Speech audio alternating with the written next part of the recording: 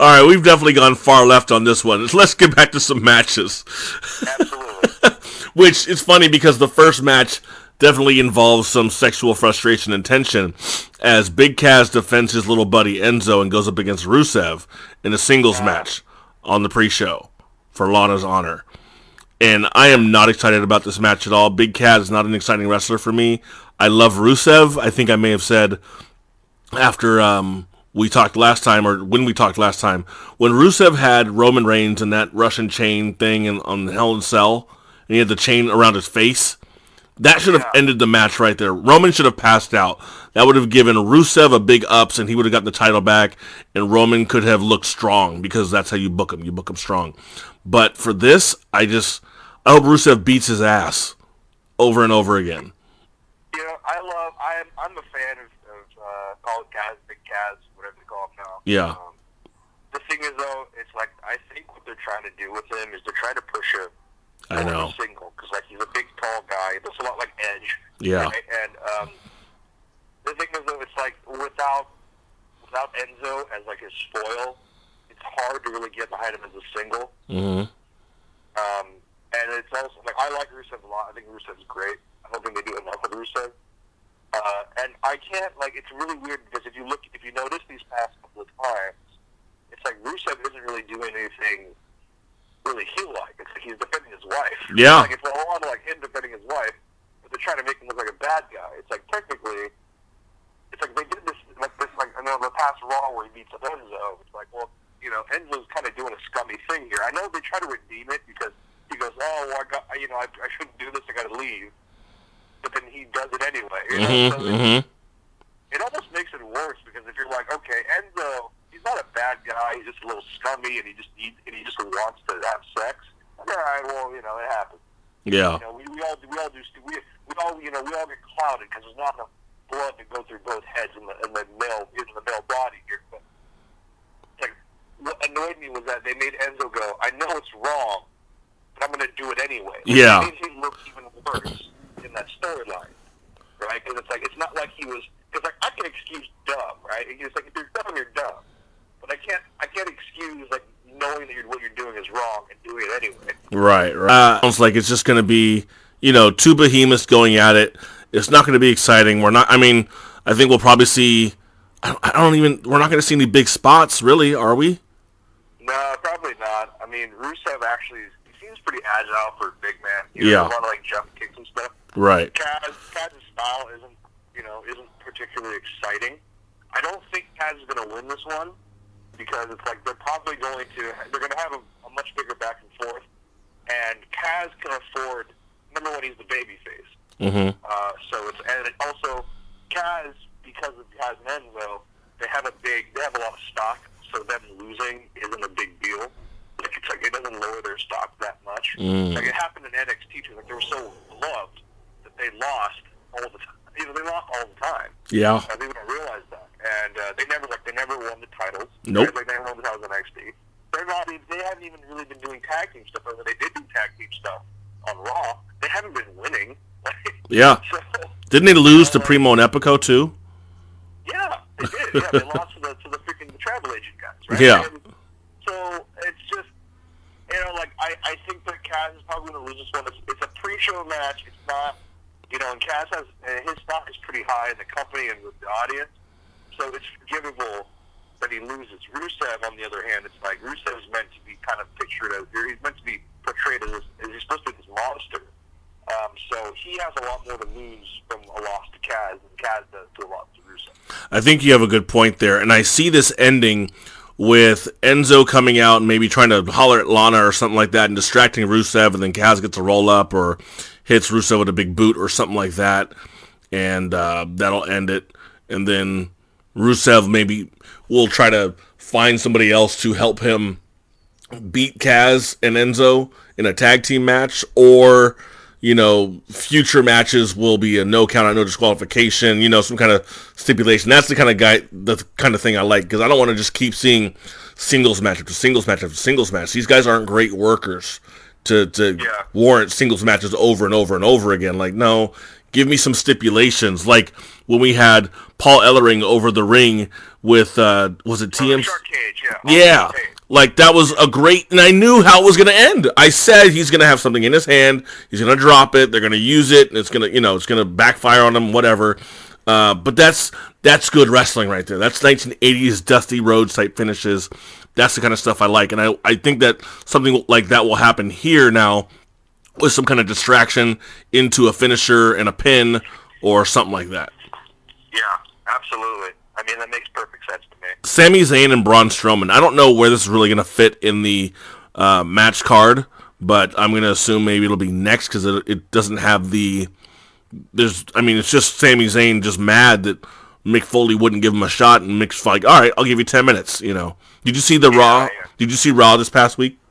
Or 2 days? Did. Okay. So you saw how, I liked their in-ring back and forth between Sami Zayn and Mick Foley, and Mick's like, that's the anger you need to have, that's the passion you need to have to fight Braun Strowman, and I was like, that was intense, because it looked like Sami was getting kind of red in the face a little bit, and red in the shoulders, but I think Sami's going to last the 10 minutes, of course, he's not going to win, but he's just going to last the 10 minutes, it's going to be a draw, but it's going to be very close. He's going to be very close to some finishes. What do you think? I think that's probably about right. Number one, they did a good job of just throwing Eva Marie under the bus. They sure did. And which is fine because that's the heat that she's getting, right? Yeah. For Eva Marie, straight up. It's like they literally we forgot. I literally forgot about her until they mentioned her that one time on Raw. All red everything. Yeah, right. Yeah, like Sammy turned red too. Shit. Yeah. It makes sense because the second that Braun Strowman goes, you couldn't last 2 minutes with me, I went, all right, that's a tell. Yeah. And then when Foley's like 10 minutes this, I'm going, all right, well, that's them explaining how they're going to make Sammy look good by lasting for 10 minutes, right, but not making Braun lose. Like, that's like, they gave him an opening for both of them. So, I can see that, like, Sammy maybe lasting the 10 minutes, like, probably lasting the 10 minutes, or at the very least, like, getting close to 10 minutes, and then, like, just being short of it. Yeah. And then maybe them moving on to, like, another match where Sammy, like, fights him for longer, or, like, it's like all or nothing type thing, like, later on down the line, and then, because, it's like, I think a lot of people say this, like, Sami Zayn, he is the perfect underdog.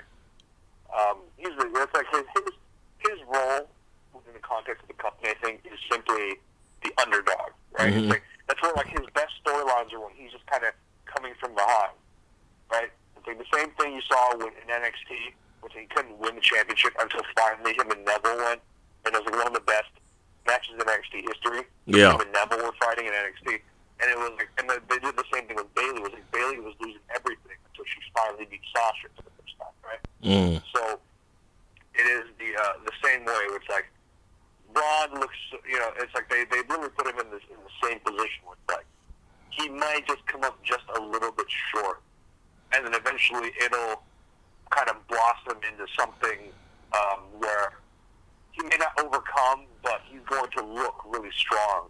Yeah. By, like, getting the closest that anyone has ever been to beating Braun Strowman.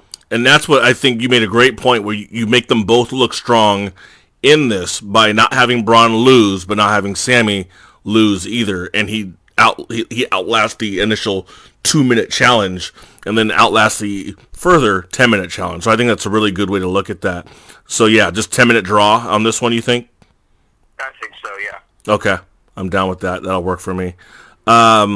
This one match, I know it's going to be one of the final ones, but I want to talk about it right now because I don't see this really being an exciting match at all. Seth Rollins or Chris Jericho. Yeah.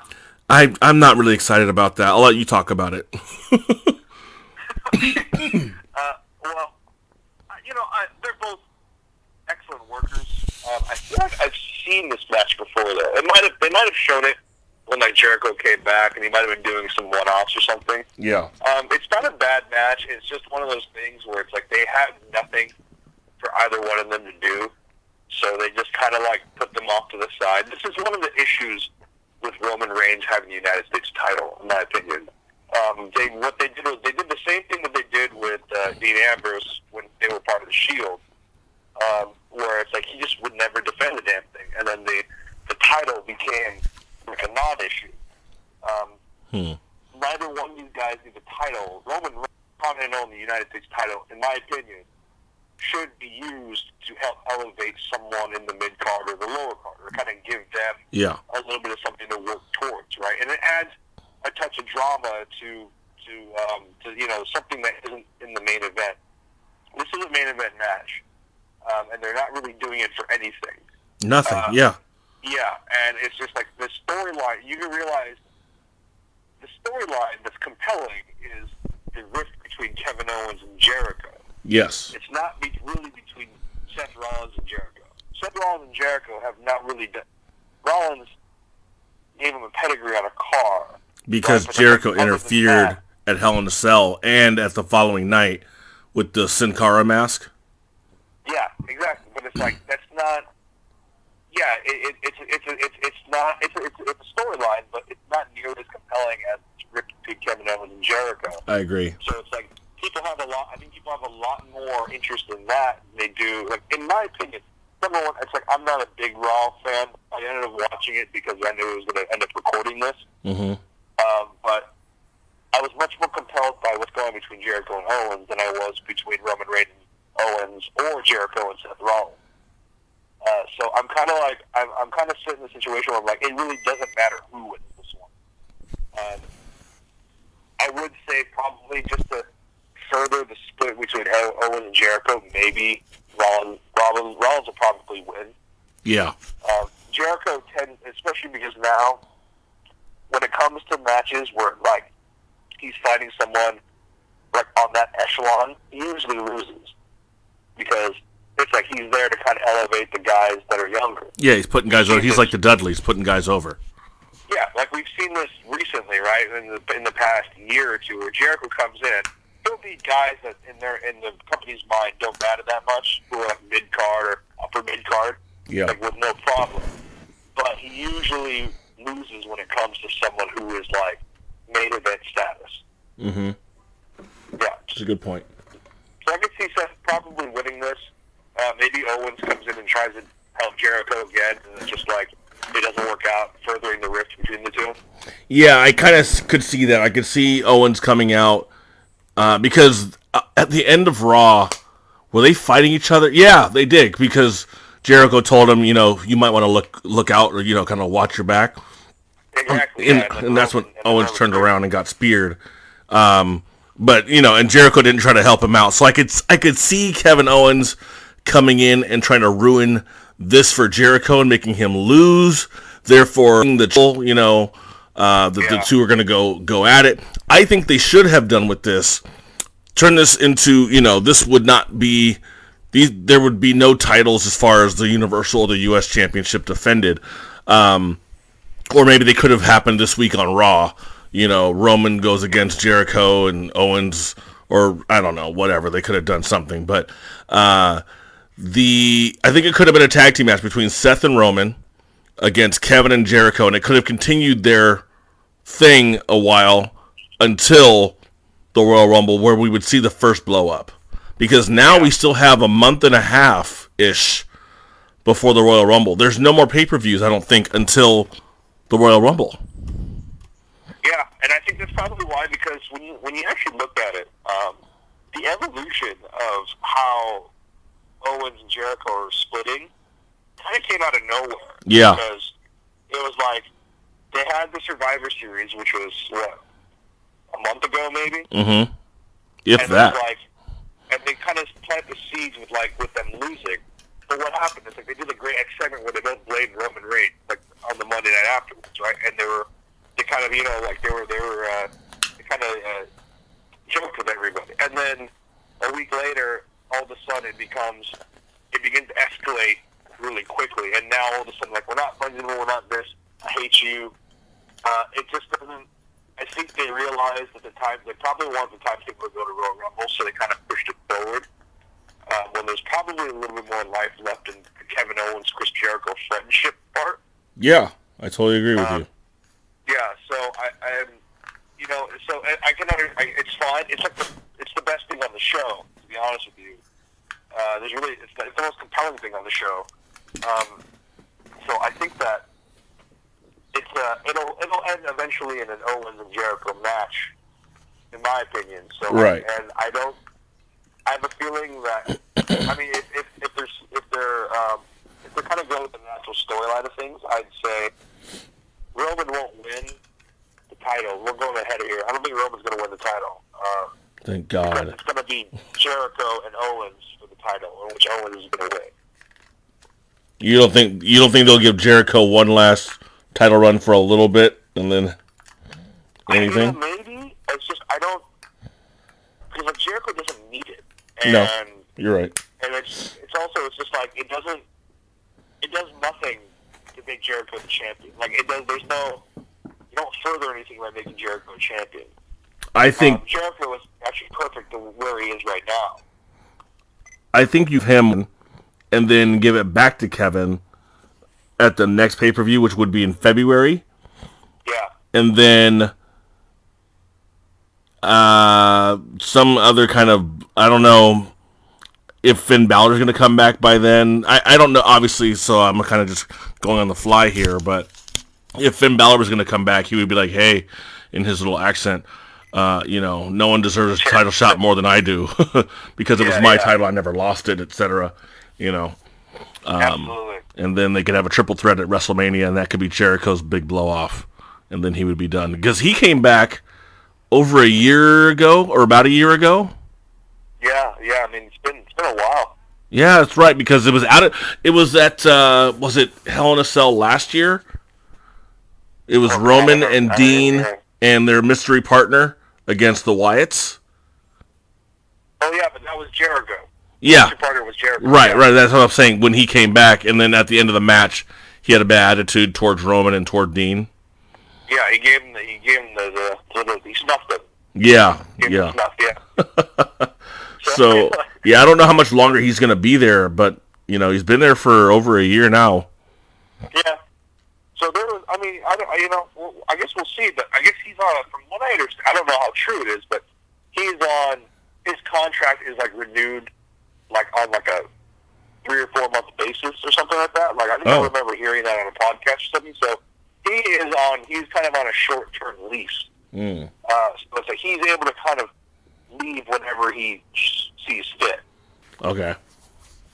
So that might have affected also their writing, because they realize that the storyline can't be super long-term because he's not locked into a long-term contract. So so we don't know, because I think he wants. It's he has the ability and he wants to just be able to kind of up and leave whenever he sees it's best for him to do that. So it's hard. It's hard for them to write long term for a guy like Jericho, because they don't know if he's still going to be in the company a couple months down the line. Yeah. And I don't know when the last time was that he got re-signed. So if we're going to go from October last year, then that goes into October, November, December, January, and then February, March, April, May, June, that's 4, and then July, August, September, October, that's another 4. So this could be it. It could be November, December, January, February. Probably roll it into a 1 month extension at WrestleMania, and then have it, a blowout based on, if Jericho wins and then Owens wins it back. Jericho's I need my rematch too. Triple threat match at WrestleMania. Bada bing, bada boom. Yeah. How you doing? Yeah, that's as good as anything. I mean, I can see that. I just don't see. It's hard for me to picture Jericho winning the title, especially if the contract thing is real. Yeah, because it's they're not going to give it to him if he's not at least locked in for a little while. Yeah. Well, fine. So I'd say Seth probably. Well, fine. Poo on my idea. I hate you. No, I think Seth will win this one too. Just because there's really no point in Chris Jericho winning, because there's just no point. There's nothing for him to be. There's nothing to gain, because he loses. I wouldn't say a lot, but he loses enough to where he doesn't need a win. He doesn't need anything. He's a Hall of Famer. He's the freaking lion tamer. He's the guy who's still doing middle rope. What's that thing where he jumps off the lion? I don't know what the hell it's called, but he like runs and jumps off the middle rope and flips backwards onto somebody. Well, I think that was called the lion salt. I Lion don't know salt. what it's called now. Yep, that's what it's called. The lion salt. You're absolutely Is right. it still called the lion salt? I don't know, because he doesn't, the whole Lionheart Chris Jericho thing died in WCW, so. Oh. Well, I know he still does it. I just don't know what they call it. I mean. Okay. Yeah. Because it was the lion salt, and then the Walls of Jericho was the lion tamer. Oh. Okay. That was when he was the Lionheart Chris Jericho, and then they changed it to the to the Walls of Jericho when he came to WWE, and then the Codebreaker was kind of added to his repertoire more recently than that. Yeah. Okay. And then I know it's funny because the opposite of it is the Backstabber, and that's Alberto Del Rio. But anyway, that's another side topic. Yeah. For no reason. Yeah. But anyway, so we're both basically picking Seth Rollins for this one with their no storyline. Yeah. Okay. And so far we've got Kaz possibly winning this one, or Rusev. That's kind of up in the air. Sami Zayn going the full 10 minutes, and Braun not losing either. We've got Seth Rollins winning this one so far. Let's get to the triple threat for the Cruiserweight Championship. We got Rich Swann, the new champion, who beat Brian Kendrick on the first night of 205 Live. And Brian Kendrick's getting his rematch again because he lost, last week on 205 Live. And then we also have TJ Perkins. Now, did you see 205 Live from last week where they set up this match, or did you not see that? No, I haven't actually watched 205 Live. Oh, okay. It's not really that great. I will say the match I saw between Noam Dar and Cedric Alexander was very Indies reg, over and over and over again for 10 minutes or more. Yeah. And then at the end of the match, Noam Dar, because he beat Cedric Alexander, I got to find a way to download that match. He says, I want to dedicate this match to Cedric's girlfriend, but he says it in a Scottish accent, girlfriend, Alicia Fox. Because on screen, Alicia Fox and Cedric Alexander are a couple because they're both black, which makes sense. Yes. Hey, have you ever had a friend of yours tell you, say, hey, I need to hook you up with a friend of mine. She's really cute, sweet, pretty, whatever, and she's Asian? Yeah. Is this like the stay in your lane, don't date outside your race kind of potential suggestion people are giving us? I have to tell you, getting a little bit more kind of social in the situation. It's just, we're all guilty of our own prejudices, right? Yeah. And yes, my friends may not be out there screaming the N-word at the top of their lungs, but they're just as guilty of soft racism as anyone else. Oh yeah. That's one of those that's just one of those things that happens. We all do it sometimes. I kind of let it go. Well, no, I don't let it go. I make them feel horrible about it. I don't mind it that much, but it's more so I'm entertained by it than I am insulted by it. Yeah. So it's kind of okay. Well, we're both yellow, so you think we have a lot in common. It's kind of like, all right, well. I had a friend of mine tell me she tried to set me up with one or two of her friends. She's like, they both got big booties, and I'm like, what? I thought in my head, I've never said I like a woman with a big butt. I never have. Yeah. Not that I don't like them. I've never said it because I prefer big breasts instead. Not that they have to, but still, it's just if I could pick one body part, it's that. But that's just where she went, and I'm like, that's why you voted for Trump.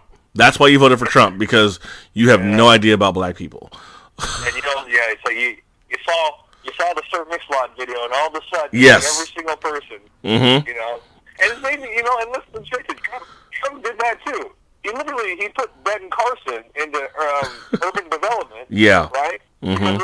He's like the one black guy he knew, and it just happened to have urban in the title, so he just kind of went, all right, well. Yeah, give it to Ben Carson. Just put it in urban development. I don't want to go hang out with those Negroes. They're real good plantation speak. I might end up in a gang or something if I go out there. Give it to Ben Carson. I know, yeah. It's just like you have to be careful when you're hanging around, on Castro Street in San Francisco, because you might catch gay. Yeah. Or you can get it from toilet seat, too. Toilet seats. Yeah. Don't touch that. You might be gay. Yeah.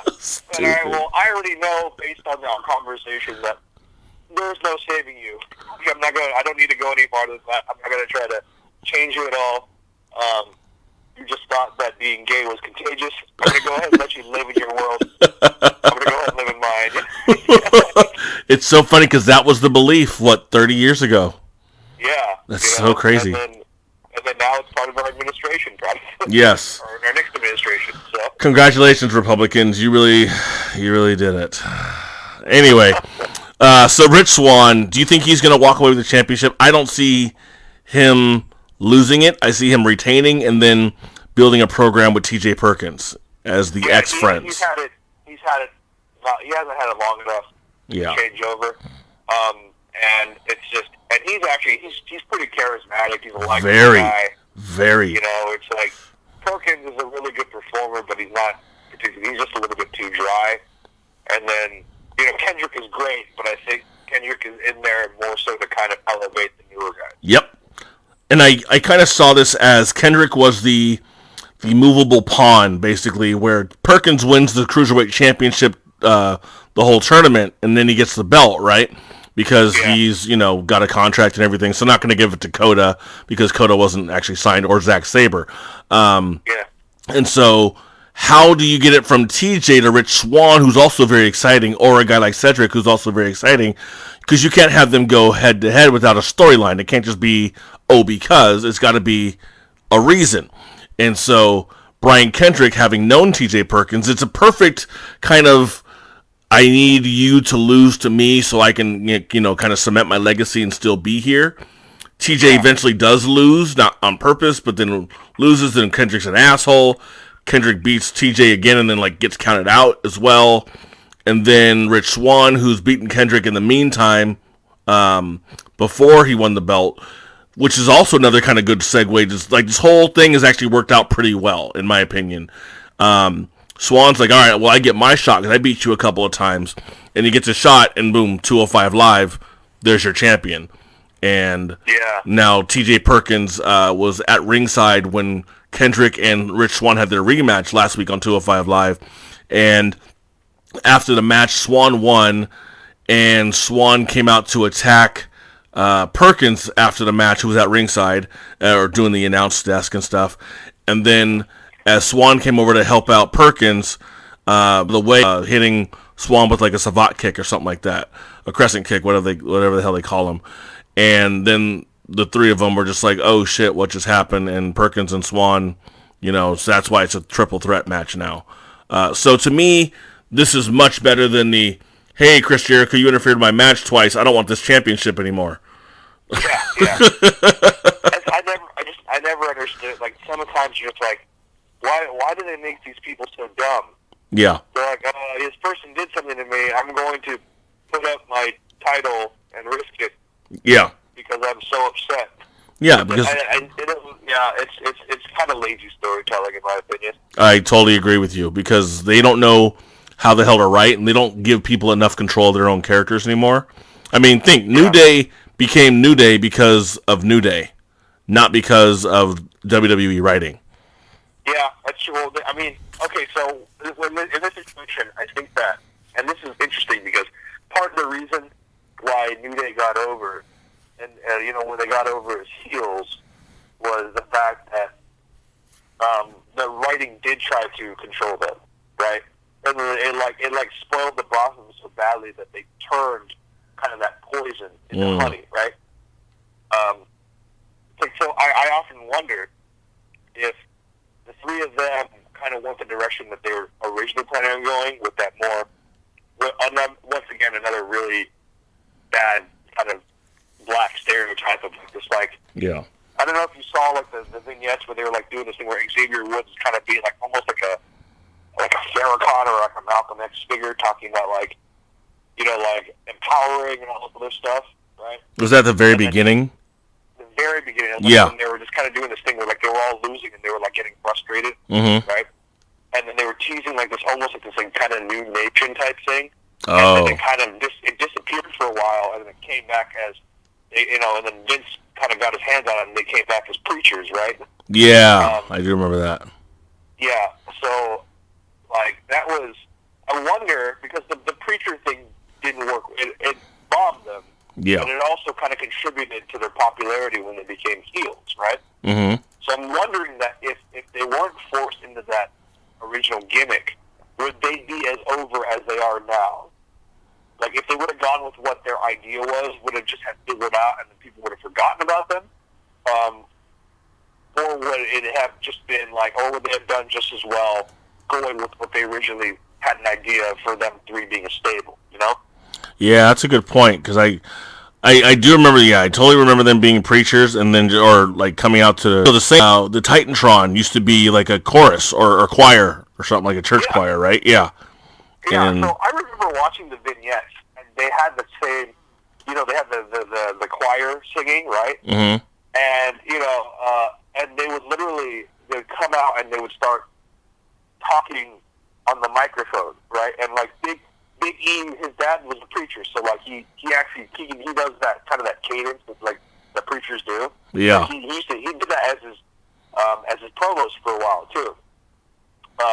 But there was just a whole lot of like, there was a part where it was like Kofi was jumping and he was talking about his speed, and then Xavier was all like, my intelligence is powerful, and like he like collapses and like he gets back up and starts like the Holy Ghost gets into him again. Like, someone has to like wrap, like even like they have to wrap like his sport coat around him and like walk him away, and then the Holy Spirit like gets him again, so he like jumps it off and he starts like dancing again. It was like being like in a Pentecostal church, right? Yeah, yeah. And I was like, this is just so bad. Yeah. And then it's just really too much. Yeah, and the funny thing is, I don't think a lot of people would get that whole, falling on the ground, catching the Holy Ghost, getting up and putting the jacket on them and getting off stage, unless they were from the South or had seen that on, I don't want to say TD Jakes, but I'm sure someone else's show probably would have had that too. But yeah, if you don't know it, you're totally lost, because that's not the demographic. Let's keep it real. Black people are not the demographic for WWE wrestling. Yeah, they never really have been either. Yeah. We can do a whole episode on kind of the stereotypes perpetrated by WWE creative. Oh, yes. That's a 3-hour show.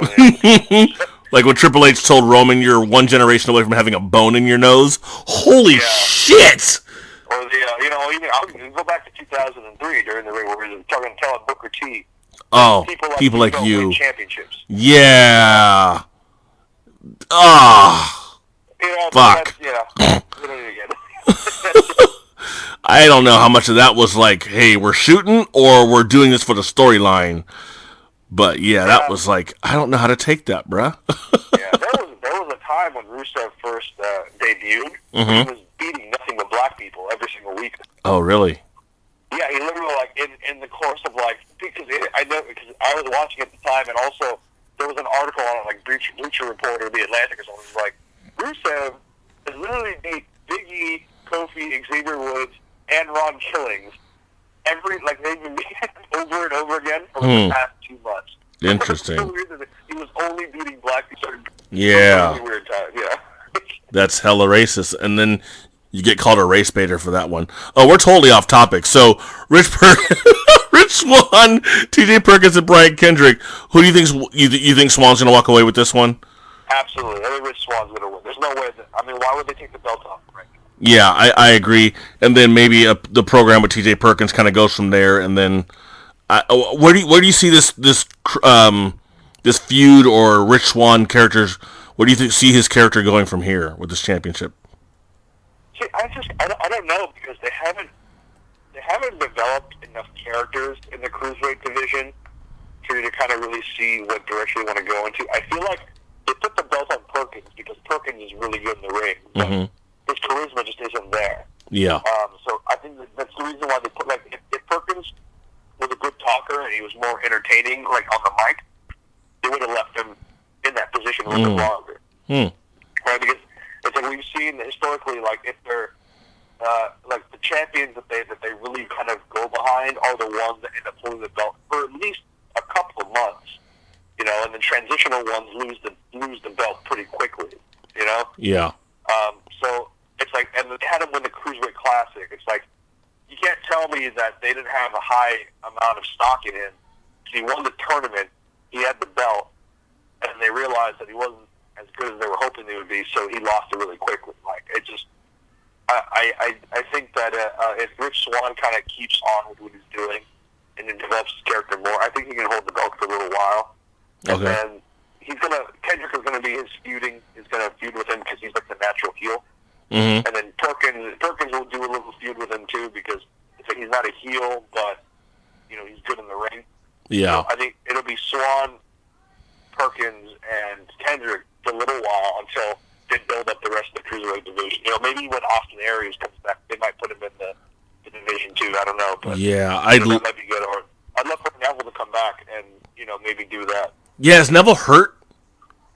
He was, and then they just I think it's more so they just don't have anything for him because I know he was out for a while, but they just never booked him again when he came back. Yeah, like him and Sin Cara. I mean, those Neville's one of my favorites because his finishing move is just ridiculous. The Red Arrow. Yeah, it reminds me of Evan Bourne's Airborne type move, or I think he had one like that too, didn't he? Well, Evan Bourne did a 360 splash, I think. Golly, man! And so I think it was a 360 splash, like the one that AJ did, like the one that AJ did from TLC on the table. Yeah. God, that was an amazing. Austin Aries get somewhere. I know he's got his injury from Shinsuke knocking the shit out of his eye, but I'd like to see Austin get involved in there somewhere because he on the microphone was so damn good at 205 Live during that Kendrick and Rich Swann match. It was reminiscent of Corey Graves off the cuff. It was also reminiscent of Bobby Heenan and what's the other one? Jesse the Body Ventura. And even Paulie Dangerously before he became Paul Heyman and James Cornette were just like the very heelish things that they would say just like to kind of cut you down, and you're just like, dude, this guy is killing him right now. And this is a good jerk. Yeah, and so I want to have that roll into the Austin, and maybe that's what will happen when Austin Aries is well enough to come back. Perkins re-wins the championship, and boom, Austin Aries comes in and attacks him. And then they have their... They're obviously sowing the seeds for it right now. Yeah. I think that might be where they want to go with it. And I'm all for that because Austin Aries is the greatest man alive. Because he said so. So, okay. And then I think from there, I would like to see Cedric get a chance with it, or Noam Dar. I don't really like Jack Gallagher too much, but...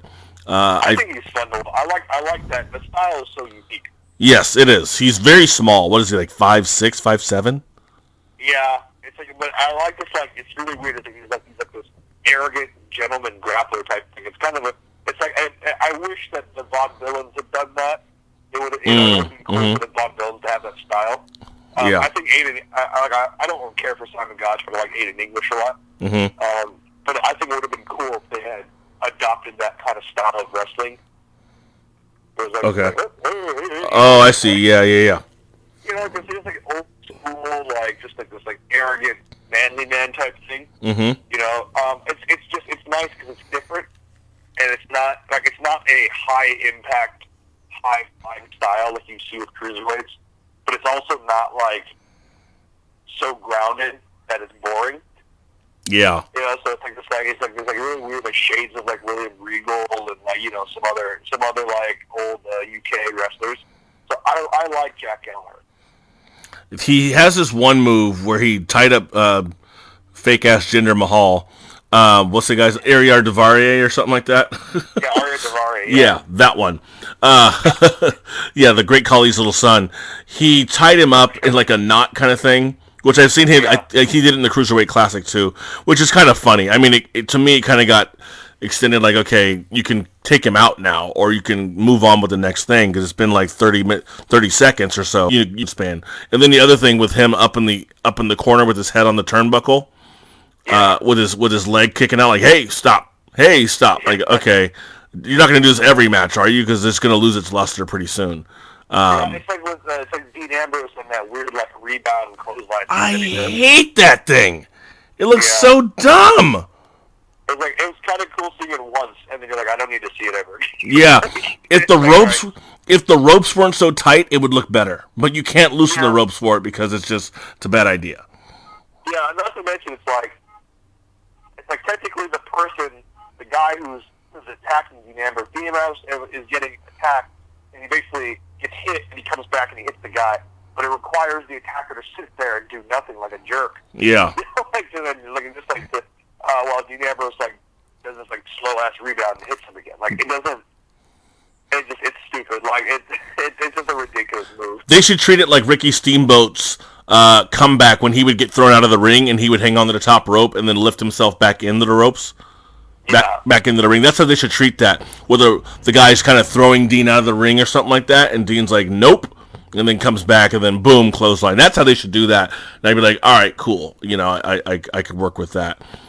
Speaking of work with, I know we got to get on the next match now, which will be the second to last match, which in my opinion probably should be the main event because these two women are amazing workers, and their last match on Raw, the no disqualification, no countout match, was fucking epic.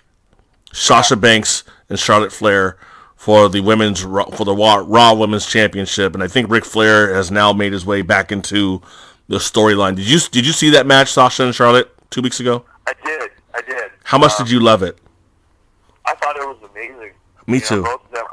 But both of them have proven in the past that they're more than capable of putting on, a match of the year quality stuff. Yeah.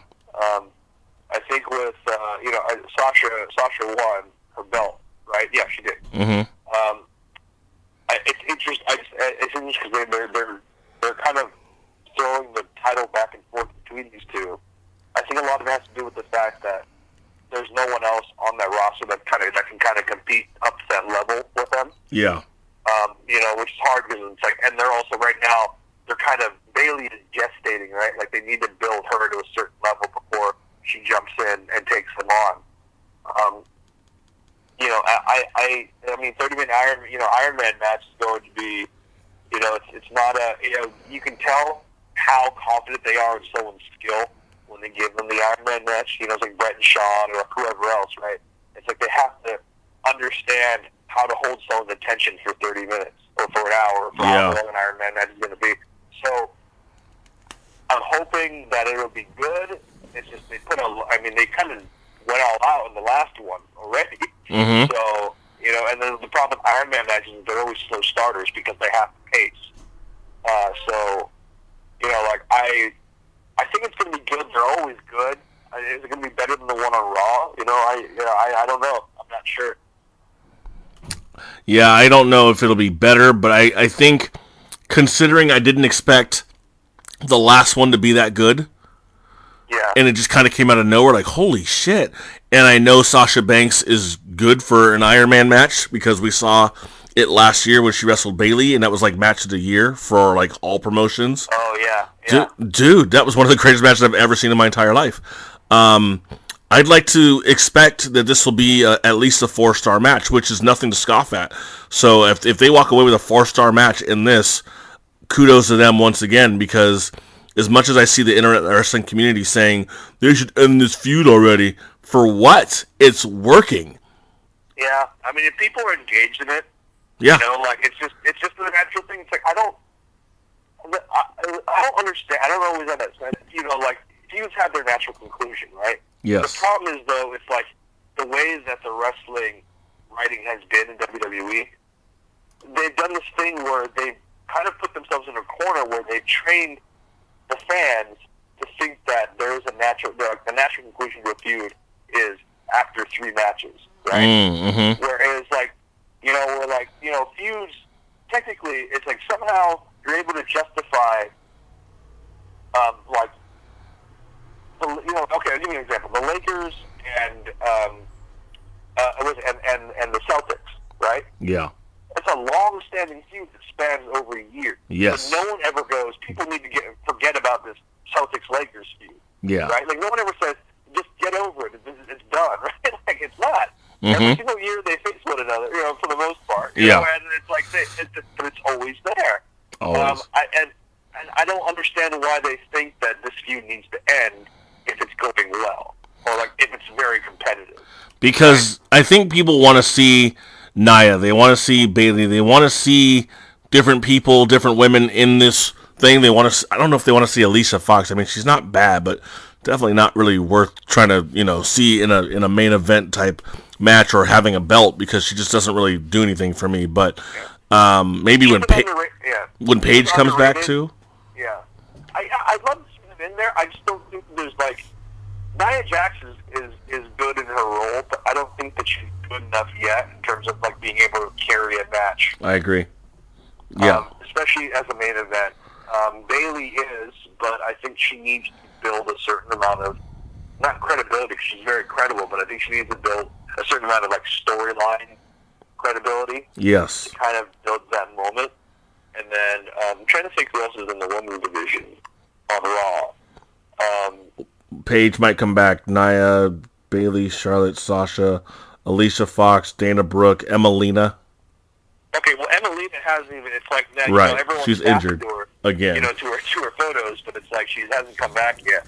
There's not really, other than Bayley, though. Can you really imagine anyone being kind of inserted into given the matches these two have been having? Can you imagine anyone inserting themselves into that match other than Bayley?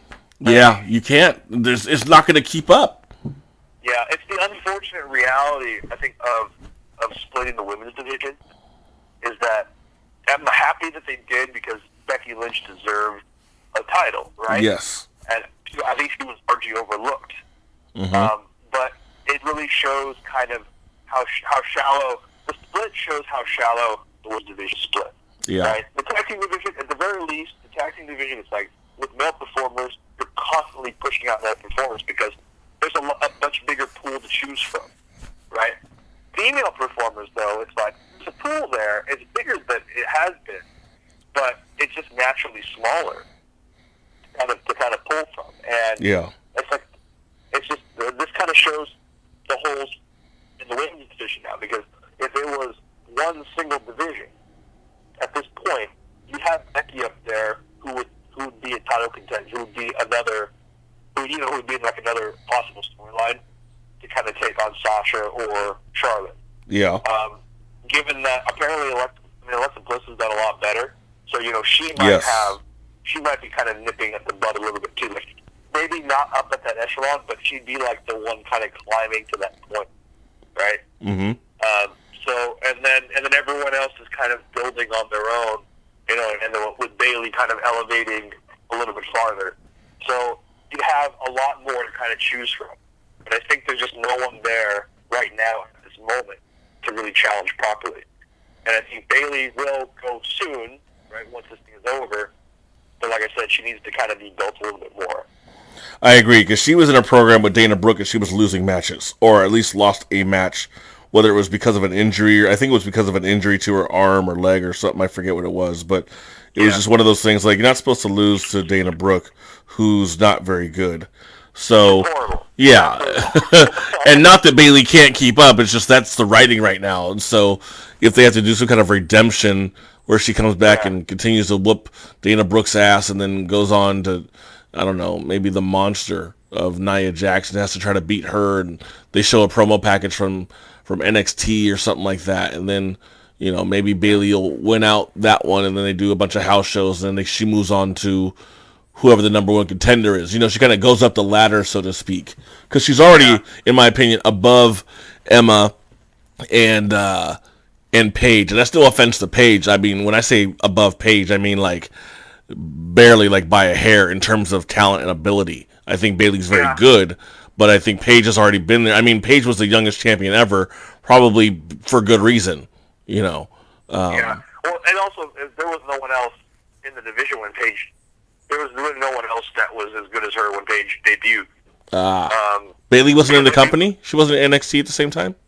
No, well, not NXT, but in the main roster. Okay. Because Paige debuted, she beat AJ Lee her first night for the belt, but other than AJ Lee, who was on her way out already, was there was no one in the women's division. Not really. Summer Rae. Summer Rae is bad. She's not great. Right. So there wasn't, and then Paige is fine, but it's who knows when she's coming back, really, at the end of the day, with all the stuff going on. Mm-hmm. And it's just, I think what they're doing is, like I said, Bayley is the women's division's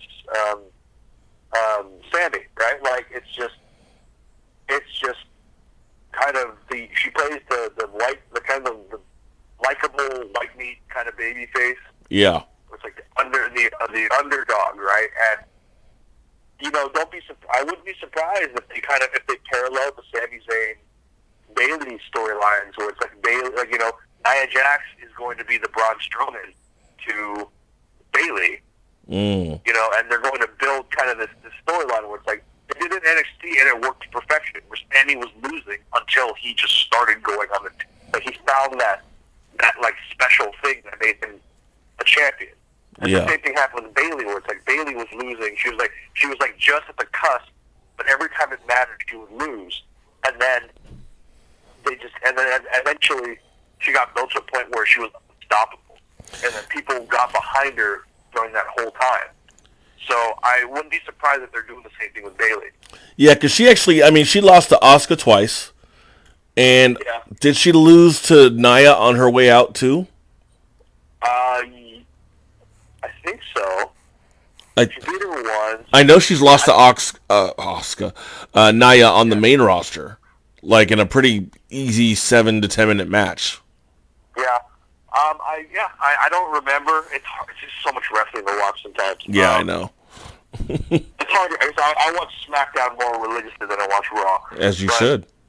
Yeah, but I don't know, because they kind of they change directions really on a whim, especially on Raw more than SmackDown, where it's like I don't always understand where the road is going because they just kind of veer off into their own way. Yeah.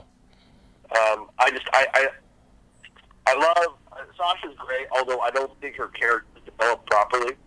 It's like the kind of the arrogance that comes with calling yourself the boss, and like the whole thing, like when she was in NXT was great. She was like this, like people liked her, but she was an arrogant, kind of bitchy, just like full of herself, like kind of tweener.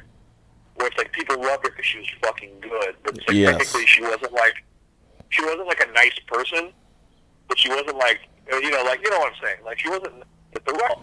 He was a jerk to everyone, but he was so fucking good. At being he was so a jerk, entertaining that people just naturally liked him, right? Oh yeah, natural charisma. Like her boss character wasn't like that because she wasn't funny, but there was like a certain level of like there was an arrogance about her. She was a little bit more kind of she differentiated herself from the crowd. She's right? Miz. The people loved the way that she performed in the ring, so they naturally gravitated towards her. She's like Miz, except Miz is mean. Yeah, kind of, right? Kind of. Yeah. But it's like people liked her, and people wanted to see her win eventually. She kind of was that because now it's like all she ever does is go on there and cry and talk about Eddie Guerrero and Lita and Trish. Then, she was like, "Oh well, we're starting a revolution. We're doing making history, starting our revolution. We're making history and starting our revolution." And I was like, broken record. Yeah. I'm like, all right, it's fine. Like I understand that, right? But don't even say us. Say I. Like I was the one that did this. I did that, right? Like, there's nothing wrong with. Like you're good. Like that's the one thing I was thinking about. It's just general philosophy of life, right? I understand confidence, right? Arrogance more times than not is a mechanism for insecurity, right? Mm-hmm. There's nothing wrong with having supreme confidence when you're fucking good at what you do, right? Okay. So she is great at what she does, right? You don't need to be so humble that you come off as almost ridiculous when you're that good at what you do. Oh, yeah. And that's why I think the Charlotte character is so interesting, because Charlotte's character in NXT is a lot different from what it is now. But Charlotte's character in NXT is my favorite. It was that genetically superior athlete, right? The one who had the blood and the preparation and the skill to do it all. And I was the best, and I was competing to be the best, right? Mm-hmm. And I know I'm the best. And it's like that's the Charlotte that I think is amazing, and she shows it still in her character now. It's a little bit different, yeah. Right? Because she goes more heelish, right? Before she was just this like consummate performer that everyone hates, like the New England Patriots, right? Yeah. Everyone hates them because they always win because they're so fucking good, right? Yeah. And like they're just a big company, right? There's really no reason for you to really hate them. It's just they're overly competitive, and it makes them come off as unrelatable, right? Yeah. And this is like, it's not the same character that Charlotte has now, but she does a good job with this whole genetically superior, thing that she's doing. Like, Dana Brooke makes no sense in the situation. I think they did it because they want to give, Pete doesn't need, it's like one of those things. It's like she's technically a bad guy, but she's a skilled bad guy, like Brock Lesnar. Yeah. It's like you're unlikable, but you're Who's fucking over. good at what you do. And right? you're over. You're over with the fans. Yeah. So it's just they don't really overly complicate things. I think they need clear bad and good guys in this, but in their attempt to do that, they pushed kind of what made aspects of both of these ladies' personalities kind of out of the way. With Sasha's like supreme confidence, but like really skillful, like supreme confidence, but her own kind of aura of charisma, making up for the fact that she calls herself the boss, and she's the best, right? Doesn't need to be nice, just needs to be fucking good. Yeah. Whereas with Charlotte, it's like this, like she's fucking good, but she's so unrelatable because you feel like that she's on a level where we just can't relate to. That's deep, but you're on point though, because I mean, with her dad being Ric Flair, legit dad, like this is not even like kayfabe dad, but her dad is really Ric Flair, and everyone knows his 16-time world championship reigns. Then it's like, well, she's gonna be better, and then I don't know who's worked with her on her mic skills, but that has gotten so much better. Matter of fact, when she gave it to her dad months ago, I almost wanted to cry because I was like, that has to be so true. And I wonder how much that hurts her to say that, because how much of that is true, Yeah, because you think about it, Ric Flair, despite how skilled of a wrestler he is, probably one of the best of all time, right? It's like, he's more than Ric Flair the wrestler, he's also Ric Flair the human being. And Ric Flair the human being did a lot of fucked up stuff. Yeah. And just like, but that was also the culture at the time. It's like, you're hard pressed to really find a lot of guys, especially with that level of stardom, being decent human beings, around that time. Like, Scott Hall killed a guy. That's right, yeah. It's just, and then you hear about all the shit that Jacob Stick Roberts did. Good Lord. All of them, and just like, and that's just, and these are just a handful of popular guys. Like, you hear about, Jake Roberts' dad was a piece of shit too, Oh, okay. You hear about all this other stuff, and you're like, okay, and it's like the frustration, I can see the frustration coming out when she did that promo, and there was something oddly satisfying. It's like, it was harsh, but it was oddly satisfying, because it was like a lot of her was kind of going into it, and it's a little weird when it plays it on TV, because you're kind of like, that's a show where there was at a certain amount of time there was a leprechaun living under the ring at one point. So every time a cake shows up, someone ends up inside. Someone ends up with the cake all over them. Like no one in the company actually eats cake regularly. That's funny. And they tried to do it with when Paige and Charlotte were feuding. She mentioned her brother who died of an overdose. Yeah, that was just out of nowhere, because you're just like, that is just, Paige wasn't even a heel. Yeah, but it was like this weird, it was just, okay, I understand the work shoot. The work shoot is good because you get a lot of amazing things out of it. But it's like, that's just, number one, it came out of nowhere. Like, there's no build there. There's no nothing. Like, the family was okay with it. Who am I to say? But it was just like, it was cheap, and it was badly done, and it didn't bring any headway to anything. And Ric Flair actually, and he panned it on his podcast. He hated it. So it's like, it just kind of shows where it's like a lot of emotion gets put into it, and the best promos are the ones with a high emotion in them. They make you feel, because we as humans, whether we know it or not, right, we are consistently, based on our own cultural interactions and our own social interactions, we pick up on nuance and tendencies that we don't even realize are there. Okay. Right? I noticed this when you watch CGI today, right, and computer graphics, it's amazingly good, right? It looks amazing. But whenever you watch something that isn't a human actor, there's always a little piece of you that kind of goes, there's something that's not right about this. Like, do you do this when you watch movies? Like, give me an example. Like, okay, so, like, if you were to, like, see, like a human being being portrayed in CGI or computer graphics, Okay. right? There's always a part of you that kind of realizes that it's not a real human being, right? There's always, like, a little bit of you that kind of goes, okay, it looks kind of human, but it's not. Oh, I see. Like, Oh, yeah. What was that one that came out a couple years ago about that robot human being that had, like, the guy that went to go work for this guy who was making, like, androids? I don't remember what it's called.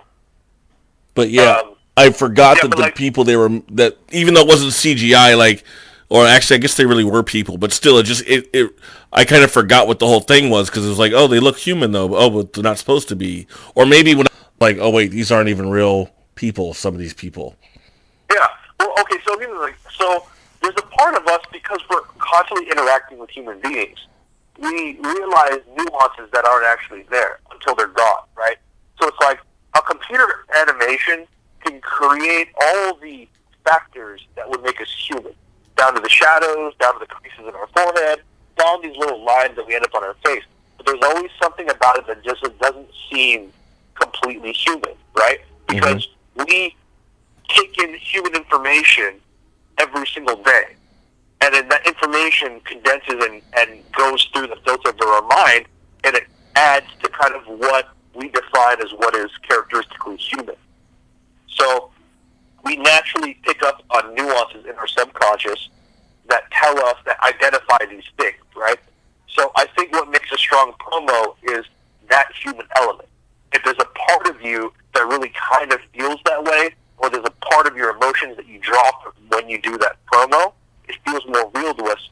Not because we can identify exactly what makes it real, but because somewhere deep down in our own subconscious, even in our regular consciousness, we can feel the emotion kind of emanating from that promo. Whereas something that is scripted is really hard to do, because it's not really coming from a place where it's like where it came organically from your own mind.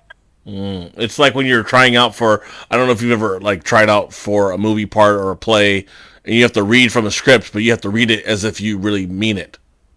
Yeah. It's like, it's hard. Hard. Yeah, it's very hard, because you're like, but this isn't me. But you have to make it you. You have to become that character, and that's. Yeah. I think that's great. That's a great point about Charlotte, is that she's really had to become this character, or there's so many maybe real aspects of who her character is from her real life, where it's like, this is maybe the anger that she's been hanging on to, like, legit maybe, towards her dad, or towards how many times he wasn't there, or what, or the many women he, slept with and cheated on, all that kind of stuff, that she's just, like, going to use that to fuel her character. I think so. I think it's a very fair assumption. And then, I don't know if you noticed it, but she was married to this wrestler in TNA named Bram. Yeah, I thought she still was. No, she's not. Oh, okay. But, like, they divorced a while ago, but, like, this Bram guy ended up having a lot of legal issues. Like, he ended up being in trouble, like, a year ago, because it turns out, like, he'd freaking, like, locked his wife in the bathroom, and, like, there was, like, domestic violence issues with his ex-wife. Not with her specifically, but you can kind of see where it's, like, this was a certain cycle where it's, like, it doesn't seem like anything outside of what Ric Flair would have done, right? But, this type of almost like emotional abuse, this type of abuse that happens in a relationship. That's illegal, yeah. So I think that a lot of it kind of came out in that form, and her character reflects that well, because she also played the character of what? Like, super competitive. She was an athlete, she was a gymnast before, super competitive athlete with the family name behind her, right? With the pressure of having to get outside of the Flair shadow.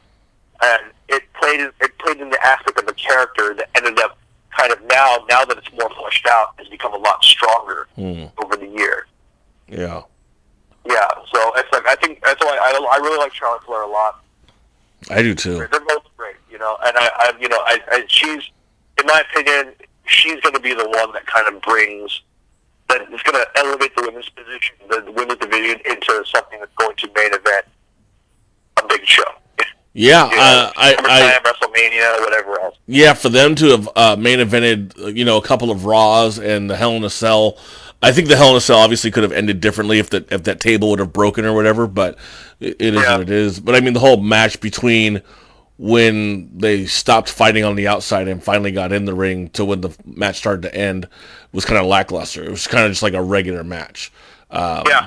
But anyway, I think there's a strong chance of the women headlining a major show at some point. I would not say this year, but I would say within the next 2 to 3 years. Yeah. I don't know Absolutely. which women it'll be. I would say maybe at some point, Asuka and Sasha could probably do it. Austin's she's great. She's Her awesome. in-ring stuff is amazing. Yeah. So I could definitely see that. Yeah, those are the only two I could see. Actually, no, I shouldn't say the only two, but Asuka, Sasha, and Charlotte would be the main three. I can see, there's a lot. I mean, they're putting a lot of indie women in there. Ember Moon, Oh yeah, is real good, and there's a couple of women that are kind of stewing, and there's a girl from Sanity also. Nikki Cross. Nikki Cross, she's got, she has a lot of indie cred. Okay. Right. So there is a good amount of things that are kind of building in the works, and I think provided that Charlotte or some of these girls who are the upper division don't get injured or end up retiring early or having issues, I think there's going to be a really good, this is going to be the real women's revolution that's going to happen, as opposed to than they tried to do a year ago. Yeah. So yeah, I'm really excited about that. We went real deep into the women's division. That's good. I'm happy about that. We did. I actually really appreciate that too, because I don't think they get enough credit. You may have never do. Yeah, you may have not seen my post yet, but I kind of, it involves a woman, Sasha, and also Rich Swann and the New Day. And I saw this picture in one of the wrestling groups I'm a part of, and I didn't realize, I'm like, we have 3 main champions that are black in WWE. We have the tag team champions who've been record holders. We got, the 3-time women's champion, 3 times in 1 year, Sasha Banks. Yeah. And we got Rich Swann. So Yeah. that's pretty huge, and not something that would have happened 30 years ago. Yeah, that's true. Well, it's 30 years ago. What was it, Bruno Sammartino? Yeah, He held the championship for a long time. Yeah, he held it for 7 years, and that was back in the 70s, I believe. And he lost it to Ivan Koloff, and there's no video evidence of him losing that belt. Really? There's not that it didn't happen. It's just there's a picture of Ivan Koloff jumping from the top rope with a knee, which was the final move before the pin. And that Madison Square Garden crowd lost their shit, because you have our hero, our American hero, Italian guy, lost to a fucking Russian. Cold War. Yeah. Good stuff. That's why Iron Sheik was so good too, because Yeah. yeah, Oh yeah, because it kind of reflects on. But they also, unfortunately, the writing also is a little bit too heavy-handed sometimes. Mm-hmm. Or they just do things that they're too blatant a lot of the time with their writing. Yeah. Like Rusev being a Russian guy, all right, that's kind of pushing it. That's kind of stupid. Yeah. But he's Or Bulgarian. even worse, it's Pop Shango. Yeah. Come on. Or Saba Simba. Mm-hmm. Right? Mm-hmm. Or even worse. I'll give you even one worse. Remember One Man Gang became Hakeem, yes, the I African remember. Dream? The African Dream, And Hakeem. they had that guy Slick, and he did a greeting ceremony in the ghetto with a boombox. Yep. That's just I don't care what you say. To say that racism didn't play a factor in WWE, it makes no sense. Yeah. And people don't really realize what racism is. Racism is not, I hate these people because they're this. Racism is, I look down on these people because they're this. And you may not act like it. Yeah. There's a difference, because you don't have to yell racial epithets to be a racist, right? It's Right. But there's forms of soft racism that automatically assume that 3 black guys need to be 3 black preachers. Mm. You know, like when you do things. Or gangsters, for that matter. They can't just be fucking exactly, wrestlers. Or crime time, right? Or whatever Yeah. else. Uh-huh. Yeah. You know, Exactly. or any of that stuff. Or it's like they play on these roles that are actually very common when they're black guys in WWE, right? Rich Swann, despite all of his charisma, he's a guy that's dancing all the time. Yep. Ron Killings, R-Truth, Dancing. rapping and dancing, right? Yep. New Day were preachers, and now it's like even then they're kind of filling that role of like this, like, you know, happy-go-lucky, positive, you know, like it's like the what is the is it magical Negro? Is that I think that might be the term for it. I don't remember. Like, you know, it's a social term that they use, right? Okay. Quote unquote magical Negro. It's like they do that where it's like the old Disney movies, you know, like the guy that sings Zippity Doo Dah.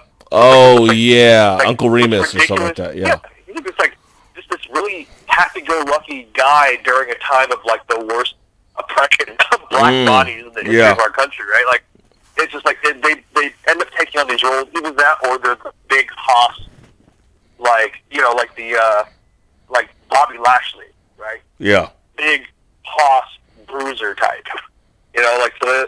It's like the roles are pretty simplified for a lot of African American wrestlers a lot of the time. That's true.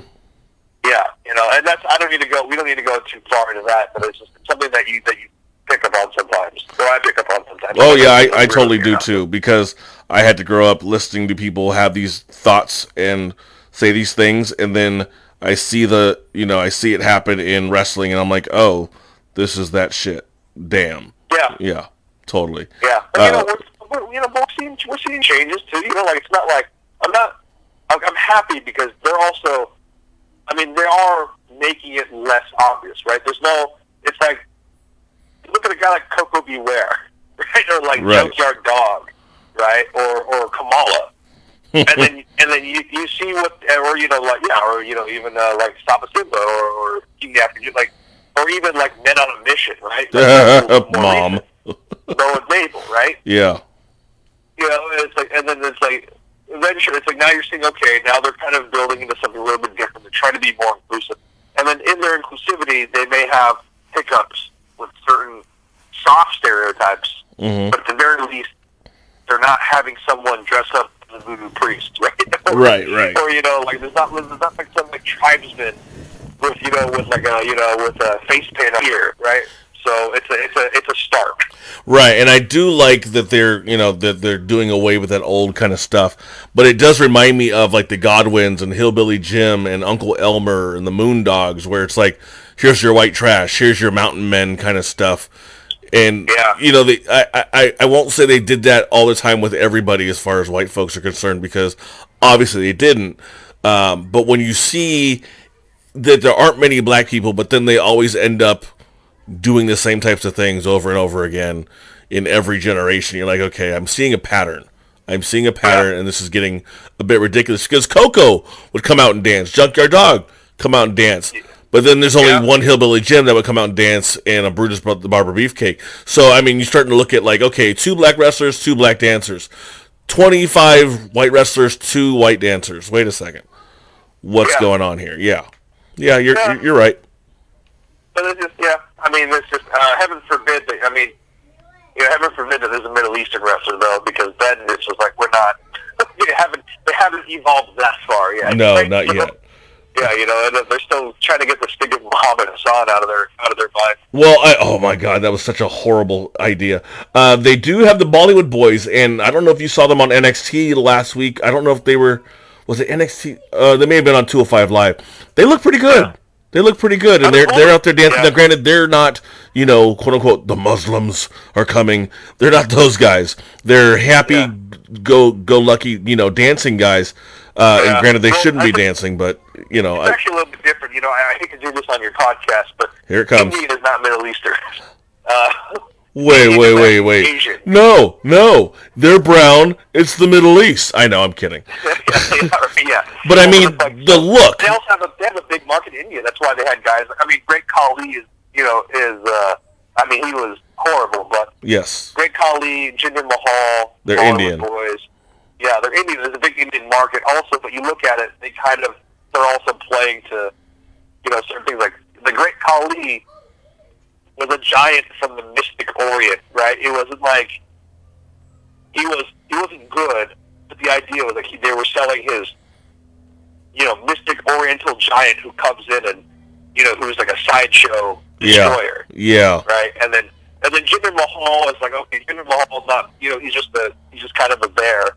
Didn't really do anything, but he's not great. He's just kind of a body to be there, so we can't really do anything about that. Yeah. And then Bollywood Boys, it's like, I don't know, because I think they came up with that thing themselves. So, it's just it plays on their heritage because Bollywood's a huge part of, is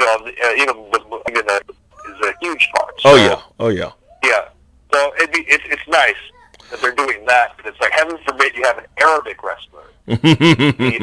Who's over? Arya Davari is like the only. I think he's Iranian maybe. I don't know. I'm not sure. You have to correct me on that. But he's a heel.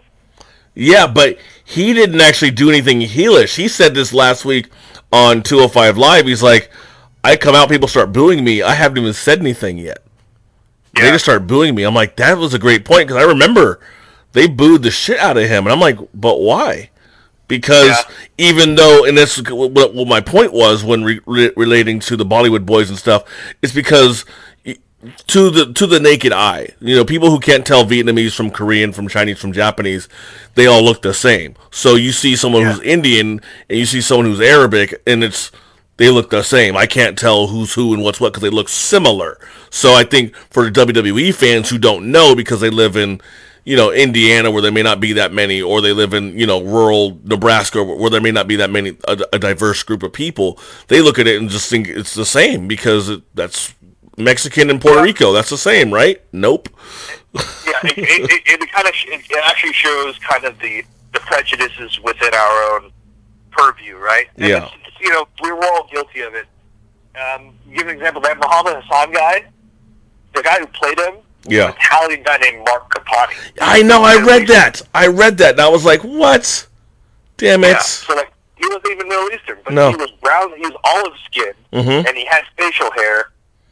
So they automatically assumed that he was Middle Eastern because he came out with that really weird, it's like weird wannabe prayer music. Yeah. Like the headscarf and all that stuff. And it was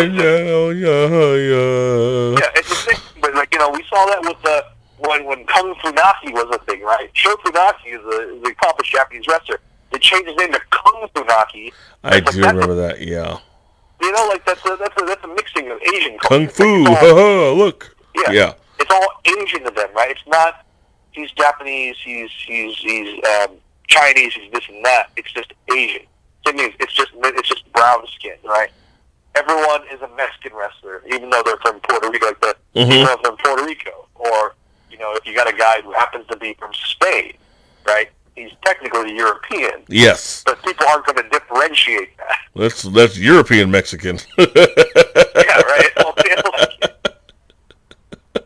Exactly, right? So it's an interesting thing because it's like you kind of see how people perceive race.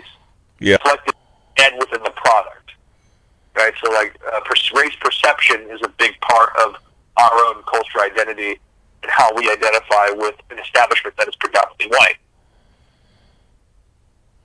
Damn. That took another weird turn. But no, I think that's got to be part of what we do now, because when we talk, I mean, we're two educated individuals who also love wrestling, and we see the nuances and the subtleties that are injected into professional wrestling and the culture that professional wrestling is derived from. And so it's not just, hey, two guys wrestling, here's your storyline. It's two guys wrestling, here's your storyline, and here's why some of this shit is racist. So it's like wrestling with some politics, or we'll say socioeconomics, or we'll say the word I'm looking for. Civil something. I just lost the word. I went from really educated to bumbling idiot in a matter of seconds. Thanks. It's all right. Everyone does that. At the very least, though, it's that you didn't stay bumbling idiot the whole time like a lot of people do. Poli-sci. That's what I meant to say. Poli-sci. Like political science. Okay. Yes.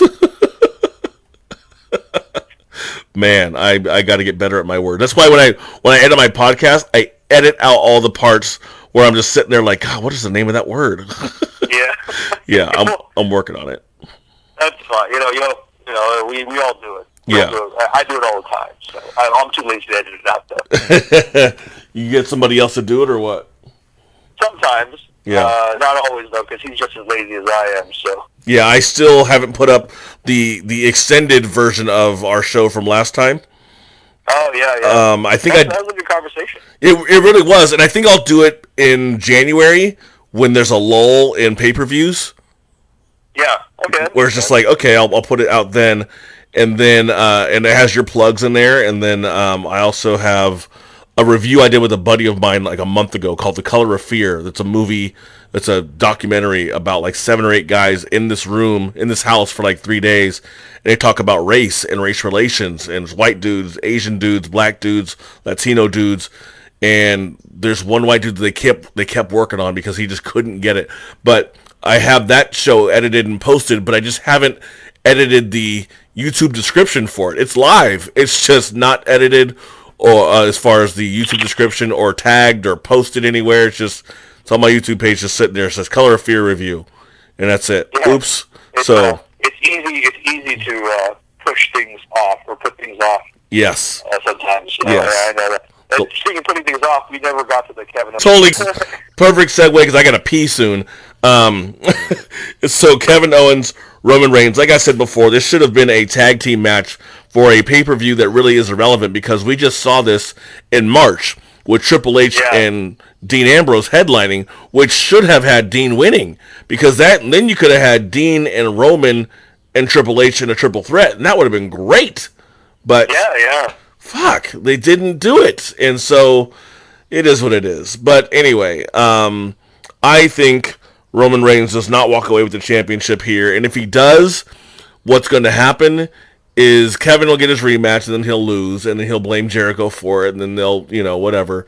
And then Roman will drop the U.S. championship, and he'll say, I don't need this thing anymore, and then it'll be a tournament, and the tournament will finish up at the Royal Rumble or before the Royal Rumble, and matter of fact, it should happen before the Royal Rumble, and then whoever the last 2 guys are in the tournament will end up meeting in the Royal Rumble as well at some point in the match and facing off, as Brock and Goldberg will, as Roman and Kevin will, I'm sure, whoever, right? And I think Braun will walk away with the U.S. Championship if Roman wins the World Championship or the Universal Championship. I think Braun is the guy who's going to walk away with that championship, or Sami Zayn. Maybe that's what they're building up for. Is this whole Sami Zayn Braun Strowman thing? Is that this is the send off? Is that it'll be a U.S. Championship tournament? What do you think? Go. I can absolutely see that. I can understand that. It's just it's sad because it's like they've done nothing with the U.S. Championship other than just give it to Roman Reigns because it's Roman Reigns. Yep. Which I think is sad because it's like I think that John Cena did a really good job of elevating it when he was doing the Open Challenge. Mm-hmm. Every week, and right? And it really just kind of lost its luster, and it's like I don't understand why they took it off of Rusev, because Rusev was a good United States champion. He was a good, strong goal in which the mid card could kind of work towards beating, right? And having him lose it to Roman Reigns did nothing for either one of them, because everyone already knew that Roman Reigns was going to be in the main event no matter what. And Rusev losing the belt, it did him no good because it was just like, what was the point of doing that? Yeah. It already metaphorically kind of went, well, I don't need this United States title, just like giving it to Roman Reigns as it is, and having him fight Kevin Owens for the world title, in my opinion. If it were up to me, Owens wins this one. He wins against Roman no matter what. Roman eventually loses the United States title, probably to schmoz of some sort, or some shenanigans, right? Mm-hmm. Like he somehow loses it to somebody because Kevin Owens interferes or does something with whoever that Roman Reigns wants to fight for the title, and then at that point, it's when they transition Roman Reigns and you're going strictly for the Universal title after that. I don't know if I see Sammy winning the Universal title. I don't know if they see him in that way. Because there's just like the Braun thing is really cool. He's just a big hulking giant. I don't know if I can see I think Sammy would be an interesting Universal champion. I just don't know if the company sees him in that capacity. No, Sammy would be the U.S. champion.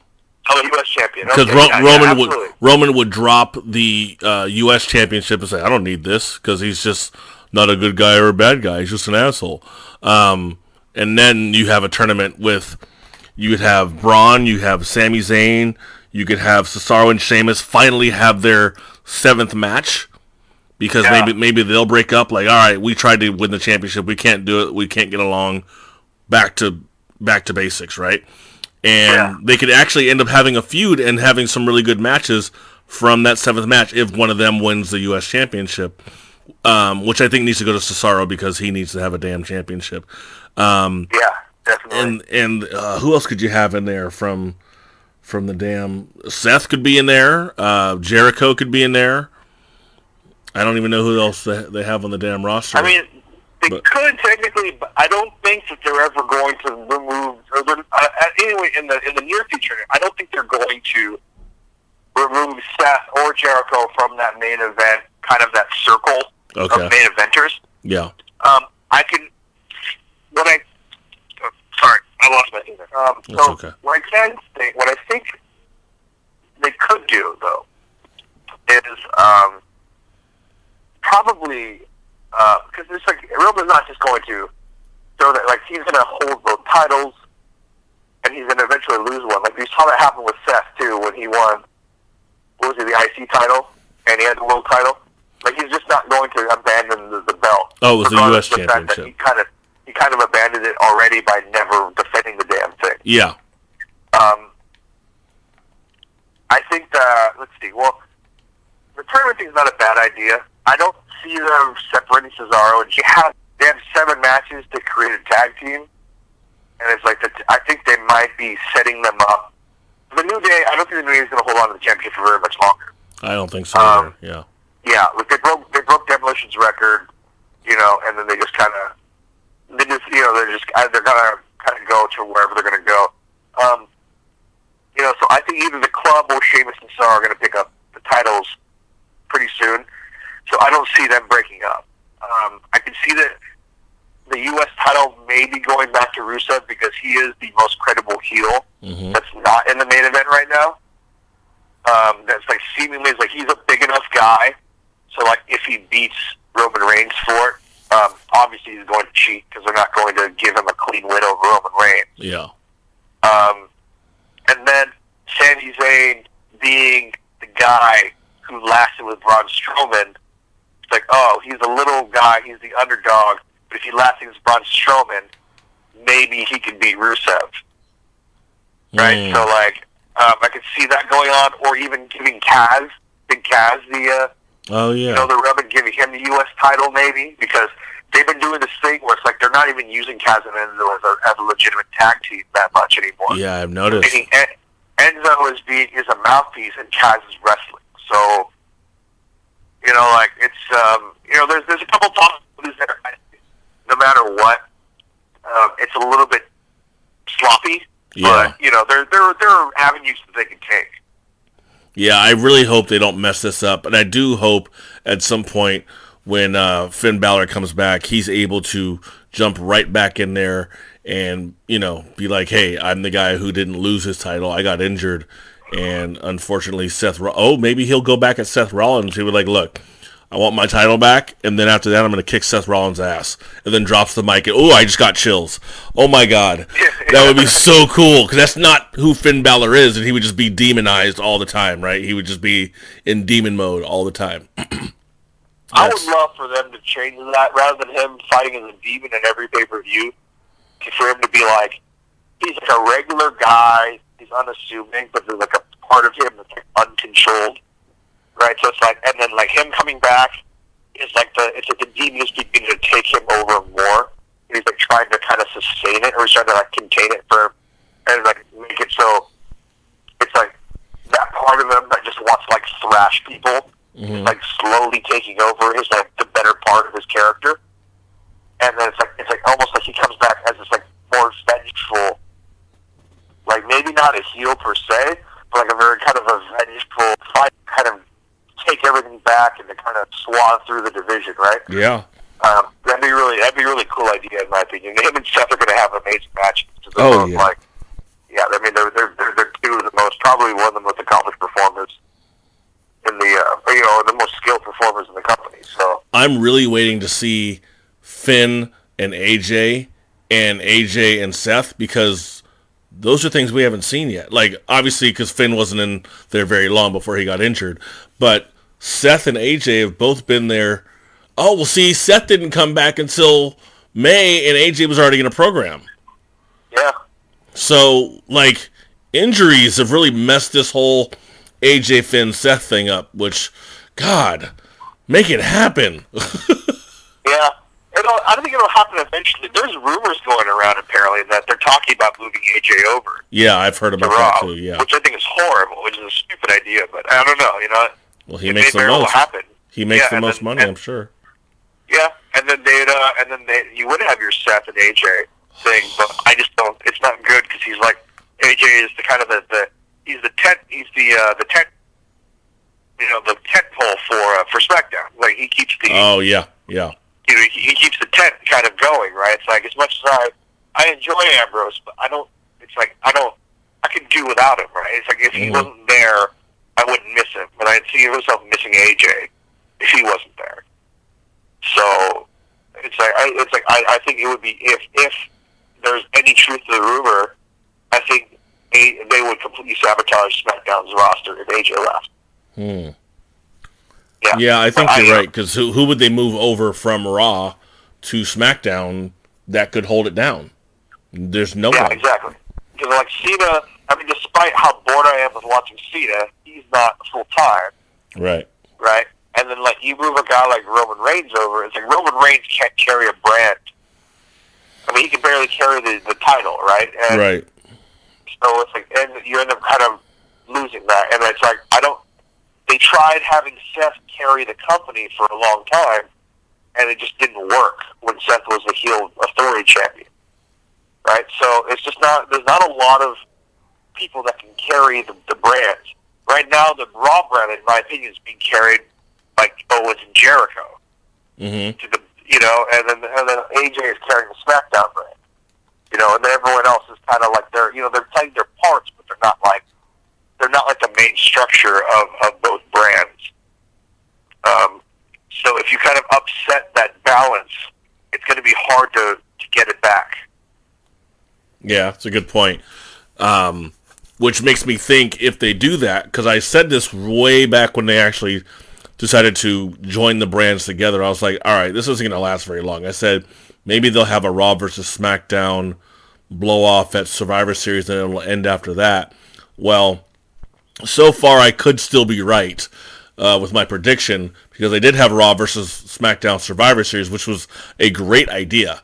It made for the best matches of the evening with the women's and the men's, but I don't think they're actually going to switch them back and forth. Now, if AJ comes over, maybe it's because everyone else is coming back over too, and it's all going to be one humongous roster again, and you can have more stories because now you have options to have AJ against Seth, and eventually, obviously, a Finn versus AJ as well, and you can have AJ back with the club, and you can do all these types of things that you couldn't do before that could give you more wrestling and less talking bullshit. Because I want to see more wrestling and less talky bullshit. I don't want to keep seeing tag team battle royals for number one contender spot. Like, no. Stop it. You only have 6 freaking teams. Stop it. Yeah, it's true. Yeah. I don't want to see that shit anymore.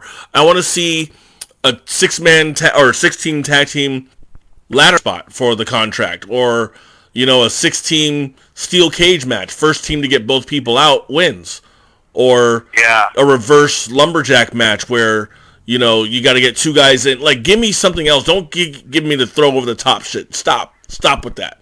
Or you make it a captain's match. You designate a captain from a tag team, and then you can split up a tag team after this, like a Breezango, and you make it a 6-man match, and it's an elimination match. It's all rules count, all no DQ, no count out. I want to see some variations of matches, so I stop seeing over the top rope bullshit. That tells you how I really feel, doesn't it? Well, yeah, it's like the Royal Rumble kind of satisfies that. Yeah, the top stuff already, right? And it's like my favorite paper. Well, it hasn't been good the past couple of years, but it's been my favorite pay-per-view. Yeah, it'd be nice for them to kind of do more. I think though it's hard because it's like it's hard to do a lumberjack match because you don't have enough people on the roster to do a lumberjack match, right? Well, you always have hella security, fake ass security, and you can have Primo, Epico, R-Truth, what's his name, Goldust, yeah. Yeah. Or even then, like you take people from NXT, you give them a little bit of exposure on the air.